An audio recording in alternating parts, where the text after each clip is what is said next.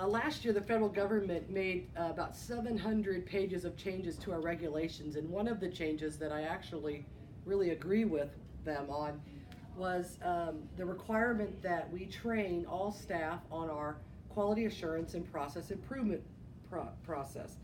And it's, of course, you have to have an acronym for everything you do in healthcare, so we call it Qapi.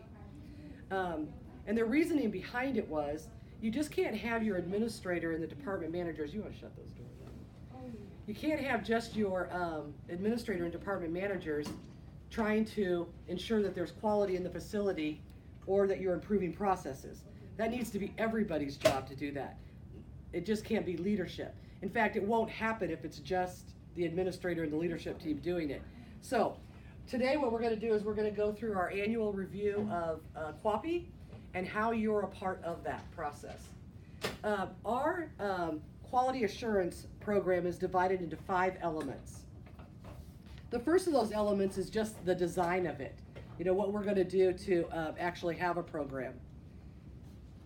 The first thing about our Qapi program is it has to be ongoing. You can't have it in service once a year in January and then say, okay, check that box, we're done. It has to be an ongoing process. We have to be continually looking at what are we doing to improve our processes. Sometimes they're just little improvements, sometimes they're big things that we're going to do. But it has to be ongoing. Every single day that you show up here, you need to be looking at how you can do your job better, 10% better every day, and what can we be doing organizationally to make the facility better for the residents that we serve. Our first aim is to always focus on safety and then high quality. It starts with safety because for those of you who have been through my customer service training, I was able to go through the Disney Institute training. And the most important thing that the Disney Institute trains their cast members, their team members on, is safety. Because they always say, a dead guest is not a happy guest. So we have to keep people safe, first of all. So if there's ever anything that is unsafe in the facility, we're going to address that first, always as a priority. But then, of course, we always want to be looking at resident choice, other things. The other thing about Qapi is you have to be able to measure your improvements. You can't say, oh, we want to improve employee morale. That's what we're going to work on, is employee morale. Well, how do you measure employee morale? Are we going to walk around and see who smiled at us today versus who smiled at us yesterday and then decide if we're better at employee morale or not? It has to be something measurable. Like, for instance, falls. We measure falls. How many falls did we have this month? How many falls did we have last month? And why is there a variance? Why is it up or down? We have to know those reasons behind that. That's why we're sometimes walking around with clipboards trying to just figure out what's going on in the facility from a quality standpoint.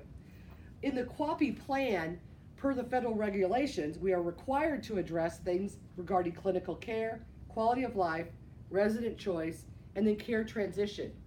We want to make sure that before someone ever discharges from our facility, that's a safe discharge. They have somewhere safe to go home to. You just can't say, okay, George, time for you to go. We're tired of you now. We have to have a safe discharge for them. The second element of our Qapi plan is the governance and leadership. And this is another requirement.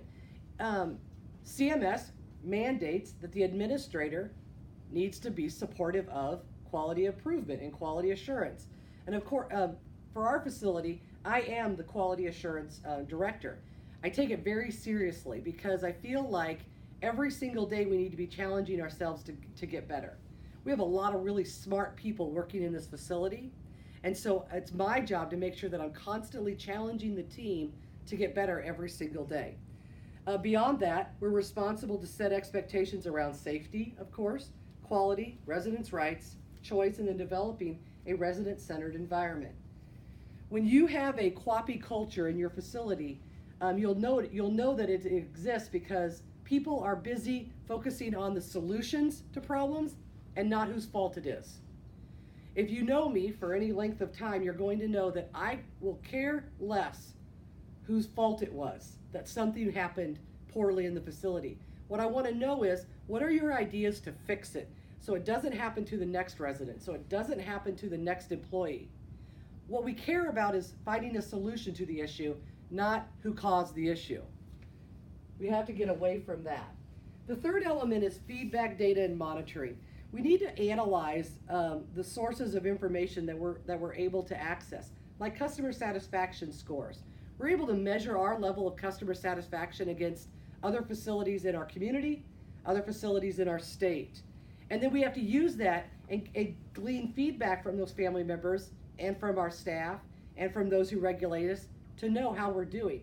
We can sit around all day and pat ourselves on the back, but if those who regulate us, if the Department of Health is saying, nah, you guys aren't that great, we need to take that feedback and do something with it. We also need to look at benchmarks. So that's why we track things like med errors. And we track the severity of those kinds of things. Are we just about 10 minutes late every day with our med pass, or are we giving the wrong meds to the wrong person? I mean, that's a variance in severity that we need to address. And then, of course, any adverse events. Let's say someone elopes from our facility. Let's say that we give the wrong meds to the wrong person. That would be a sentinel event. And so, although we're continuously working on projects to improve our facility operations, when something like that happens, we stop everything we're doing and say, what went wrong and how can we fix it right now? Because those kinds of events we want to obviously prevent from happening. The fourth element are our performance improvement projects. And again, because we all talk in acronyms, we call those PIP teams. You may have heard somebody say, we're going to start a PIP team on that. What PIP teams are is, we have this overarching quality assurance committee. You can come on in. We have this overarching quality assurance committee, and then underneath that, we have these little groups that form that we call PIP teams. What we do with these PIP teams is we say, oh, we've discovered an issue with X. And then we form a group, probably doesn't involve me, probably doesn't involve a lot of department leaders. And we say, how can we fix just that little problem? PIP teams are designed to be short-lived, like 90-day kind of things, short little projects that we can fix. I'll give you an example of one that's not. We've been working on our dining services for 1.5 years now. We finally decided this is not a short little problem to solve.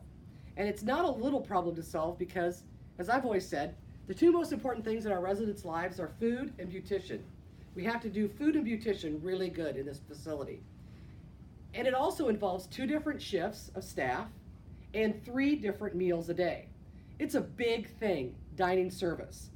And so we realized that when we started this PIP team on it in July of 17, we realized really quickly this wasn't going to be a short-lived problem. So then we decided to actually just move that out of a PIP team and form our own committee on it so that we could get it fixed the right way. There was just so many departments and so many things involved in dining service that we didn't do that. An example of a really good PIP team would be our state survey just happened not too long ago, and they gave us 5 deficiencies. So with those deficiencies, we said we're going to make sure that we formulate a group together to make sure that all of these deficiencies are resolved. So, like for instance, we got a deficiency on restorative services.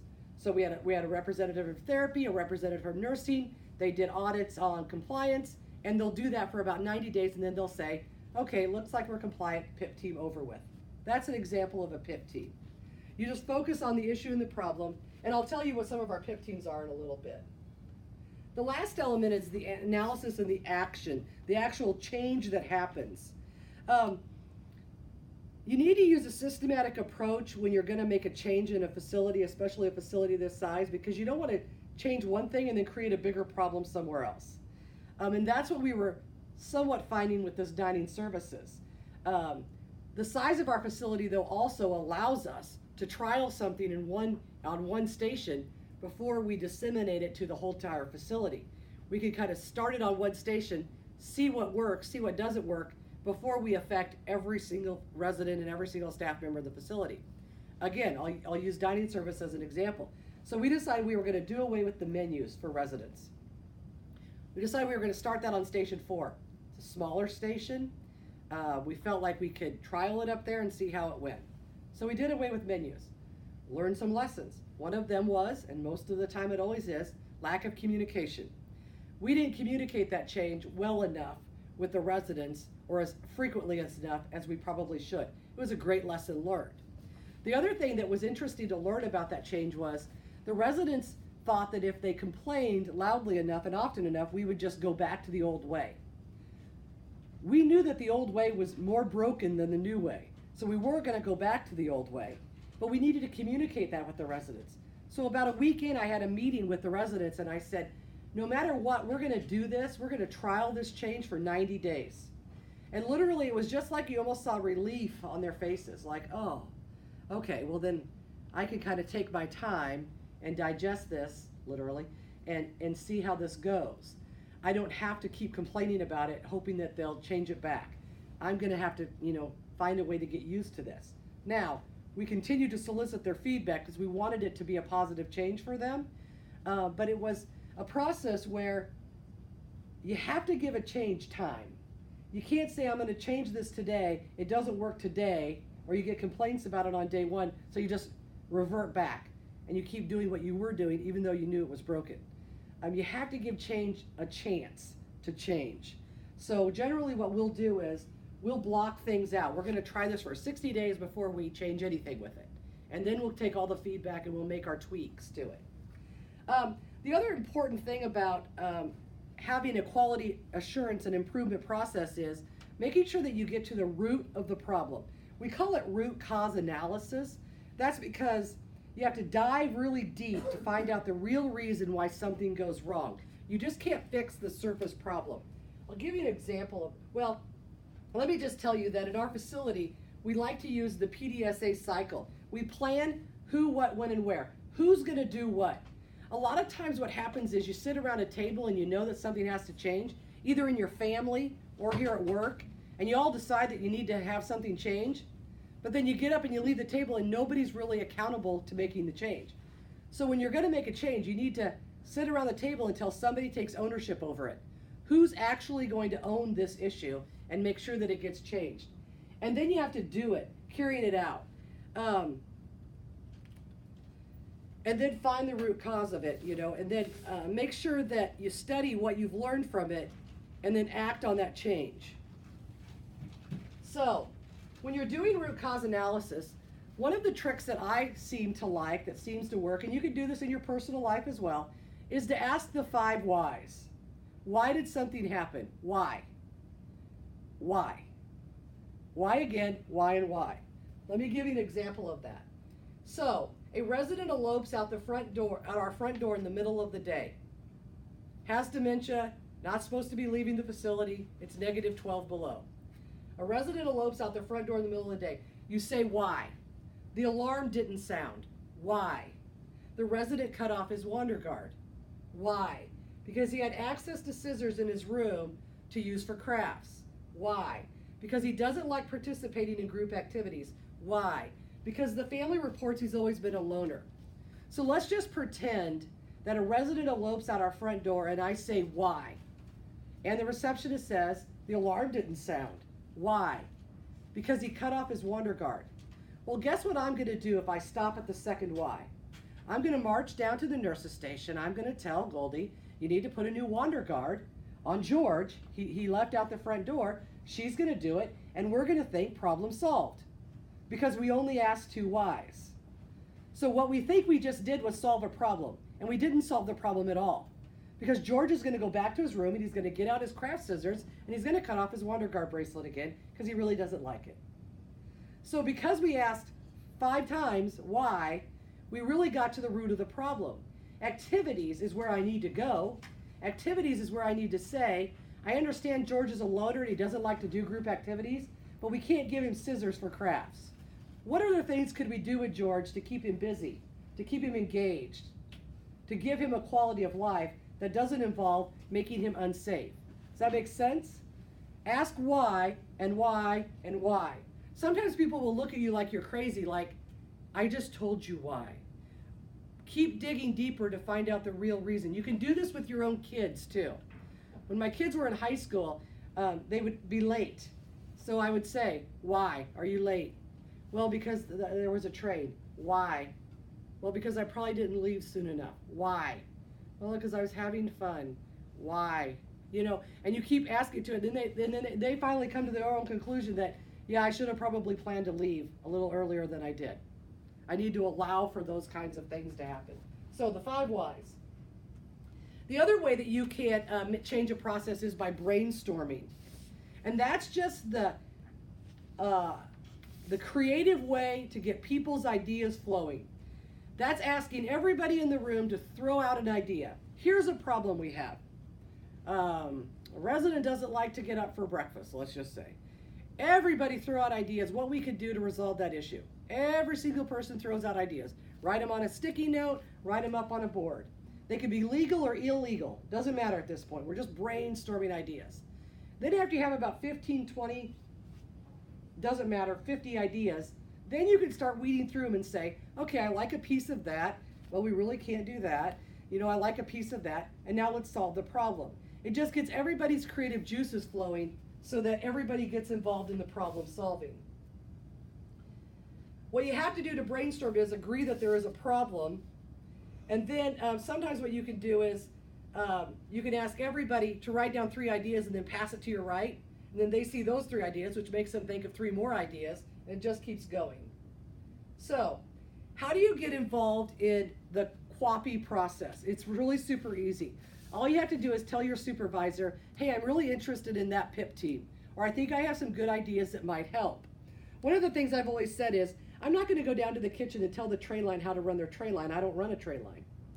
But what I need to do is, I need to ask the people that are running the train line when something goes wrong, how do you think we should fix it?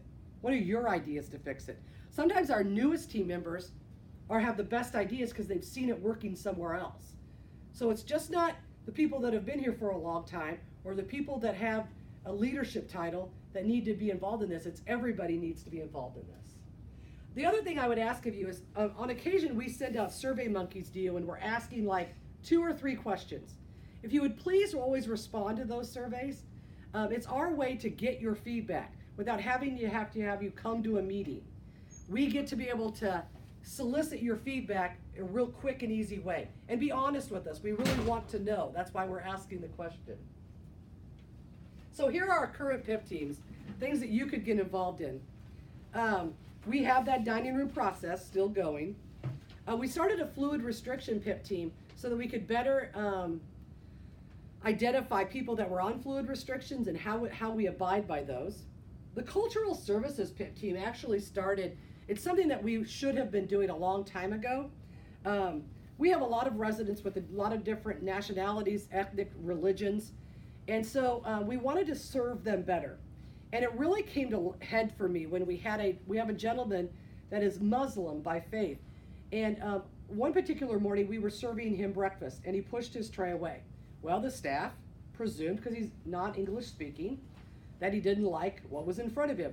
So they took the tray away and they brought him the alternate meal. And they sat it in front of him and he pushed it away.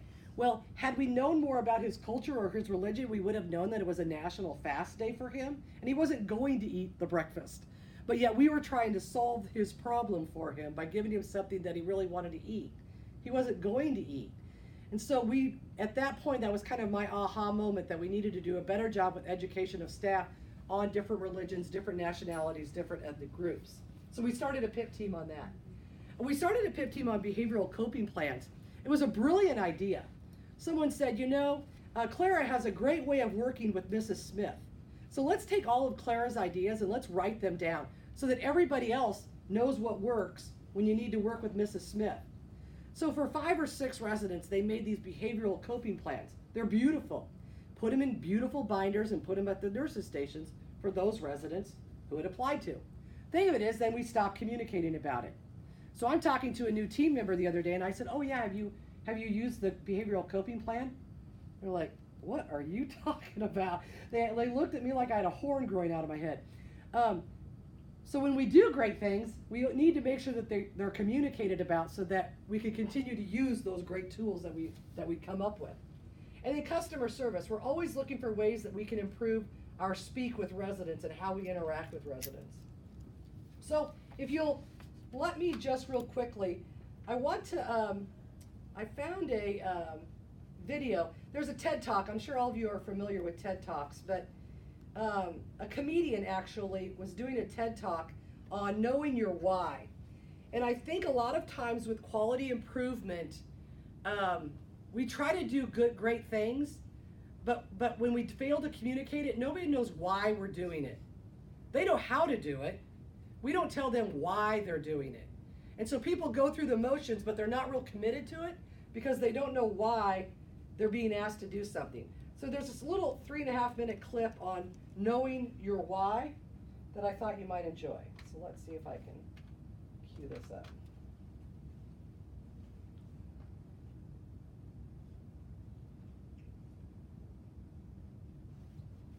Come on, find me. Okay.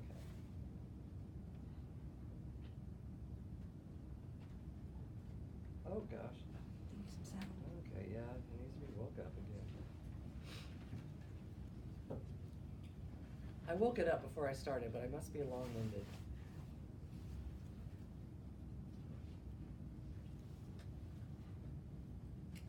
Got by him a fishing pole, some bait, some tackle, dry that dude back and forth to the lake. Just get that dude a fish sandwich, okay?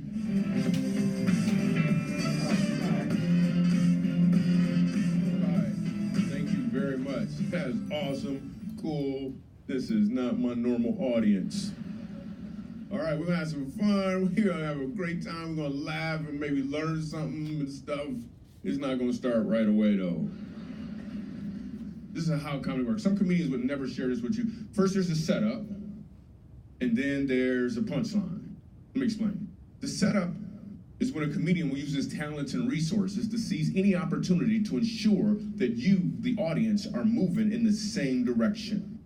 The punchline occurs when he changes that direction in a way you're not expecting. When you catch on to that change, you've received the punchline. The results are revelation, fulfillment, and joy expressed through laughter. Let me give you an example. My daughter had a hamster. We're in the backyard playing, and a hawk or something. This is the wrong one. I was like, what is he talking about? Just a second. Let me see if I can find it. God, I'm sorry. Where did he go? That one is funny though, but that's not the one I wanted you to see. It's like, hold on, this is not.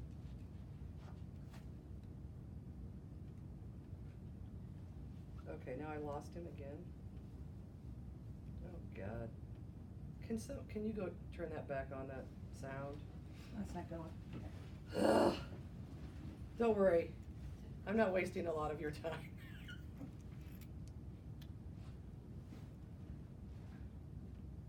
Is to know why.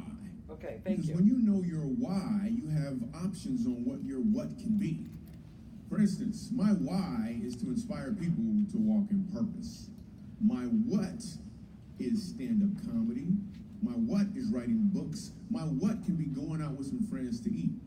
In fact, another what that has moved me towards my why is a web series that we have out now called Break Time. So every Wednesday at 3 o'clock, you should subscribe to the channel. We do a series called Break Time on YouTube. So 3 o'clock, we drop a new episode. One episode in particular, I'm about to show you a clip to. We were in Winston-Salem. So Break Time, this is how it works. I travel the country, I do stand-up comedy, probably an hour and a half at an event. And in the middle of my show, I'll just sit down and start talking to the audience. And funny just happens.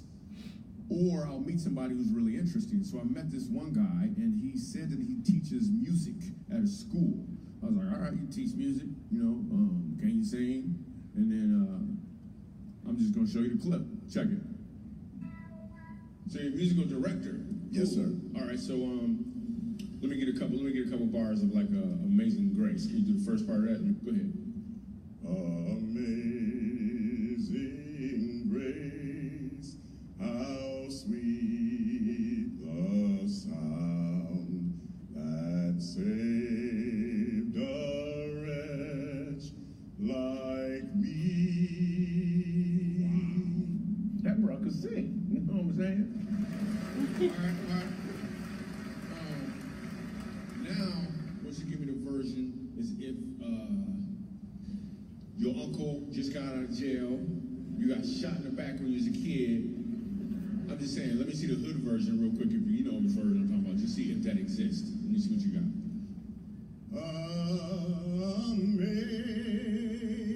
Amazing grace, how sweet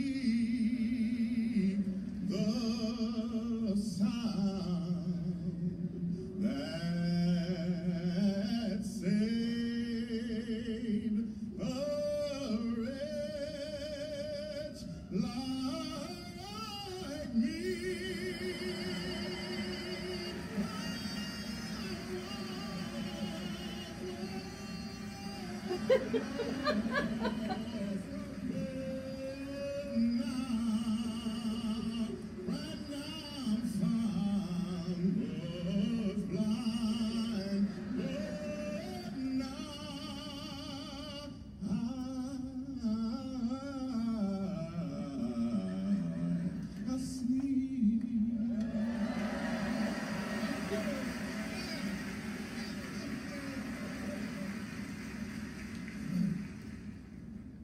Here's the thing. The first time I asked him to sing, he knew what he was doing.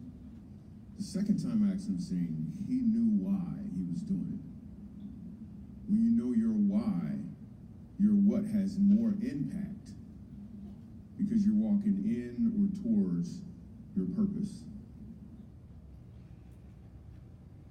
So thank you for letting me show that. Series is called- That is just an example of when we make process changes, it's really important to communicate our why. Why are we doing this differently? Sometimes what happens is we make a change and everybody knows how to do it, but we don't tell them why we're doing it. So if you ever have questions about your why, always feel free to ask. Say, can I just ask why we're doing this differently? Because it is important that we communicate that back and forth with each other and hold each other accountable to that. You can also use that in your personal life as well. It's important that when you're communicating with anybody and you explain the how, make sure you add in the why as well. And that's what we want to do with our process improvement, is constantly be improving it, because our why is our residents and our why is all of you. And we want to take care of the people that work here and the people that live here. So, are there questions about the Qapi program? Anything else? Well, that's what I've got for you today. So thanks everybody for coming in. Appreciate it. Make sure you sign in. Take credit for it.